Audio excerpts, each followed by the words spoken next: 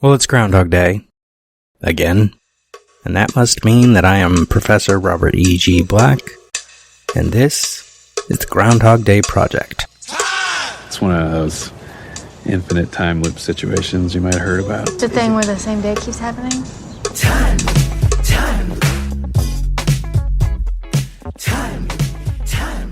I wake up every day right here, right in Punxsutawney, and it's always February 2nd. The last revision is what counts, apparently. Minute 17 of Groundhog Day gets Phil interacting with, he calls him Commander, but some highway patrol guy. His tag says D. Leonardi, which I think first initial G, D. Leonardi, which is the name of, I believe, the transportation captain on the film that they put on the name tag. The actor, I don't remember his name, but this is not his voice you are hearing. He was dubbed over because I think he had a strong Chicago accent, and maybe they thought it was too Chicago when it's supposed to feel like Pittsburgh or Punxsutawney. This minute begins as Phil has gotten out of the van, and we hear the commander saying, "You gotta take this rig out of here." And Phil comes up to him and says, "Hey, Commander." Phil hasn't put on his coat, by the way, so he's cold out here. He's shivering. What's going on? There's nothing going on. We're closing the road. Big blizzard moving in. What's funny is he says we're closing the road as if there's not a truck just blocking it. Like they didn't put that there.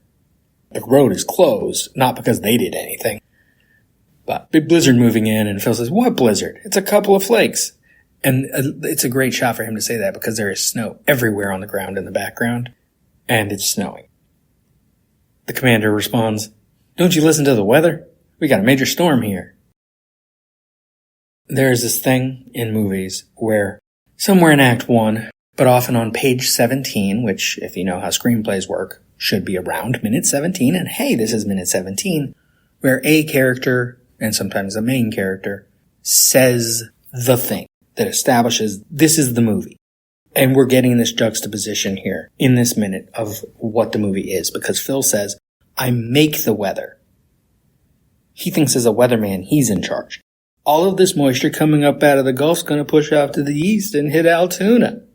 He's repeating a thing we've already heard twice. In the production, he's already probably said once, because I don't know when they filmed this exterior part. It's back at Chicago, so not in Woodstock, so it's probably filmed later. So he's probably already filmed the interior with Mrs. Lancaster, hasn't filmed the news version, but we have heard both. So we've heard him say this twice. And he also says it weird because he's cold and he's whiny and he's upset. And the commander says, "Pal, you got that moisture on your head. Now you can go back to Punxsutawney." Oh, thank you, Commander, for saying it outright like this, because this is the thing. Now you can go back to Punxsutawney, or you can go ahead and freeze to death. It's your choice. So what's it gonna be?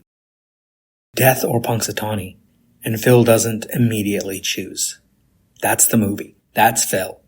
That is the dilemma, the conflict. It is the thing the story is going to have to resolve later. It's your choice. So what's it gonna be? I was talking last episode about choice and how Phil has made the choices to be where he is. He did however he performed at Case Western High, whatever college he went to. Maybe a junior college in Cleveland. Maybe the University of Ohio in Cleveland.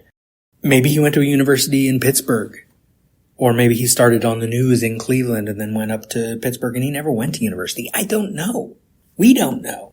What we do know is whatever it is, it seems like he has made these choices. He has put himself in this position. He is the one responsible for his own hell. I said in my blog once, and it was the sort of profound realization for me as well at the time, and it's also something I've repeated many times since, is Phil is not trapped in a time loop. And he's not trapped in Punxsutawney. He was trapped in Pittsburgh. And he built that trap. The choices he made put him where he is. Puts him in Punxsutawney. Puts him now outside of Punxsutawney, on this road, talking to the commander, in the snow. You can go back to Punxsutawney, or you can go ahead and freeze to death. It's your choice. So what's it gonna be? And Phil not only doesn't immediately decide, he has to be a smartass about it. He looks a little bit back toward the van, toward the commander. He's thinking, and he says, "I'm thinking, Cut to gas station. Now, it isn't clear in the movie that this gas station is supposed to be back in Punxsutawney, but this is in Woodstock. It is from this gas station, but not in this shot. You can see the Moose Lodge where they filmed the banquet for the end of the movie. And if you follow the street around curving to the left, you will get to the bowling alley.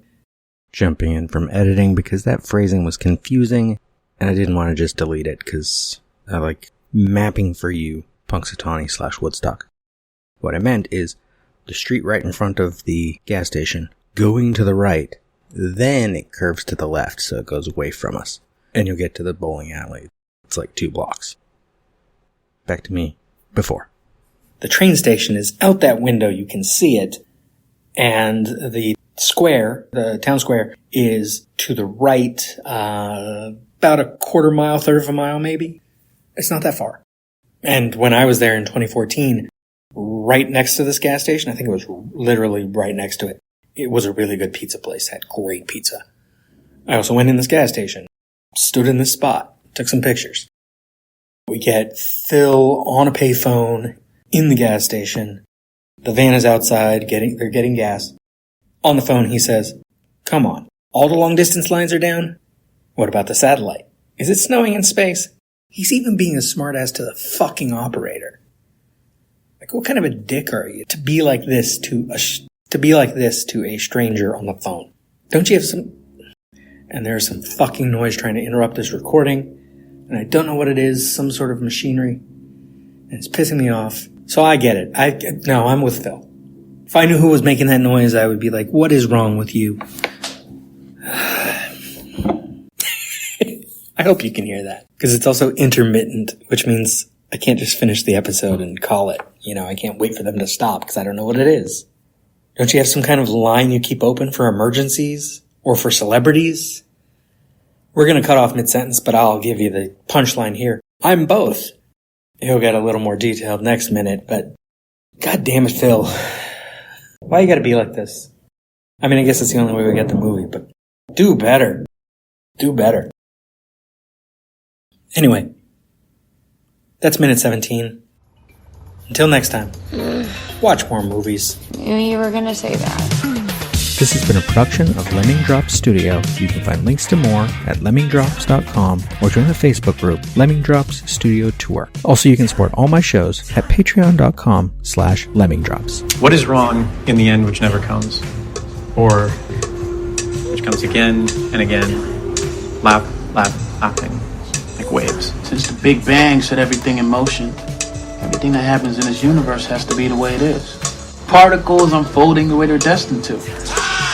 How do you sleep at night? You've never seen Groundhog Day?